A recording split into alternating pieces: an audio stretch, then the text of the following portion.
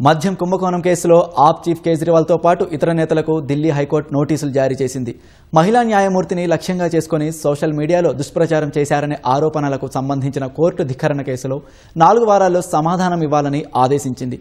మద్యం కుంభకోణం కేసులో ఫిబ్రవరి 27న దిగువ కోర్టు కేజ్రీవాల్, మనీష్ సిసోడియాతో సహా 21 మందిని నిర్దోషులుగా ప్రకటించింది. అయితే ఈ తీర్పును ఢిల్లీ హైకోర్టులో సిబిఐ సవాల్ చేసింది. ఈ కేసును ఢిల్లీ హైకోర్టు న్యాయమూర్తి జస్టిస్ స్వర్ణకాంత్ శర్మ విచారించాల్సి ఉంది. ఈ కేసు నుంచి ఆమె తప్పుకోవాలని కేజ్రీవాల్, సిసోడియా, దుర్గేష్ పాఠక్ పిటిషన్ దాఖలు చేశారు. జస్టిస్ స్వర్ణకాంత్ శర్మ ఆ పిటిషన్ను తిరస్కరించారు. అందుకు నిరసనగా ఆప్ నేతలు న్యాయమూర్తి ఎదుట హాజరు కాబోమని, మహాత్మాగాంధీ చూపిన సత్యాగ్రహ మార్గాన్ని అనుసరిస్తామని లేఖ రాశారు. ఇందుకు సంబంధించి సామాజిక మాధ్యమాల్లో ఆప్ నేతలు పోస్టులను తీవ్రంగా పరిగణించిన జస్టిస్ స్వర్ణకాంత్ శర్మ వారిపై కోర్టు ధిక్కరణ చర్యలను ప్రారంభించారు.